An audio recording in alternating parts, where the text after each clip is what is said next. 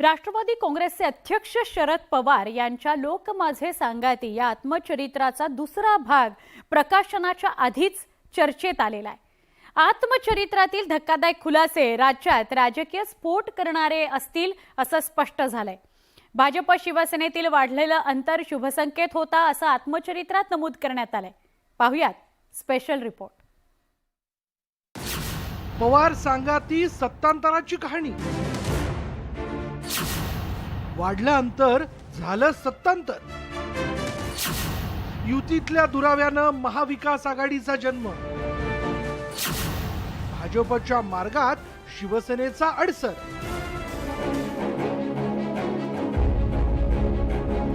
दोन 2014 ते 2019 या काळात भाजप शिवसेना युतीचं सरकार होतं। मात्र सत्तेत राहूनही दोन्ही पक्षांमधील अंतर वाढलं होतं आणि हाच विरोधकांना सत्तेत येण्याचा शुभ संकेत होता असं शरद पवारांनी त्यांच्या लोक माझा सांगाती या आत्मचरित्राच्या दुसऱ्या भागात नमूद केलंय।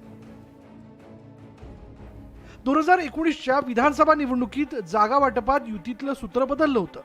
विधानसभा निवडणुकीत आधी शिवसेना 171 आणि भाजप 117 जागा लढवत होते।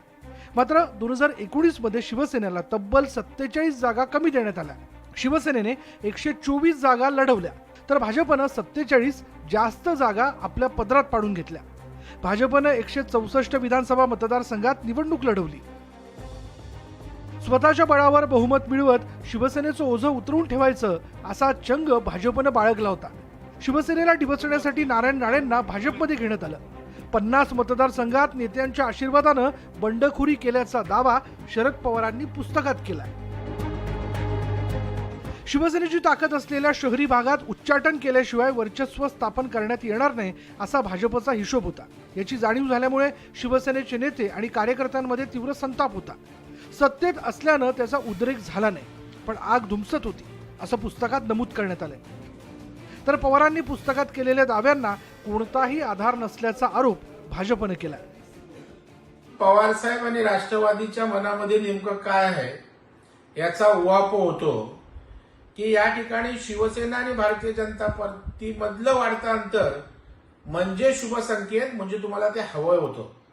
शिवसेना भाजपमध्ये दुरावा व्हावा ही तुमची आंतरिक इच्छा होती। 2019 मध्ये विधानसभा निवडणुकीच्या निकालानंतर भाजपला शिवसेनेच्या मदतीशिवाय सत्ता स्थापन करता येणार नव्हती हे आकड्यांवरून स्पष्ट झालं होतं। त्यामुळे 2014 ते 2019 मधील अपमानाचे उट्टे काढण्याची संधी शिवसेनेला मिळाली। 2.5 वर्षांच्या मुख्यमंत्रीपदाची बोलणी झाल्याचा दावा उद्धव ठाकरेंनी केला। भाजपनं मुख्यमंत्रीपद द्यायला नकार दिल्यानंतर शिवसेनेनं महाविकास आघाडीसोबत संधान बांधल्याचा इतिहास राज्यानं पाहिला। मी Uddhav Balasaheb Thackeray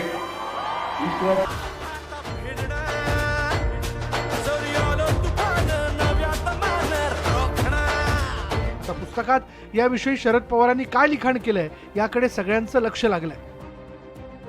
bureau report, news 18 Lokmat.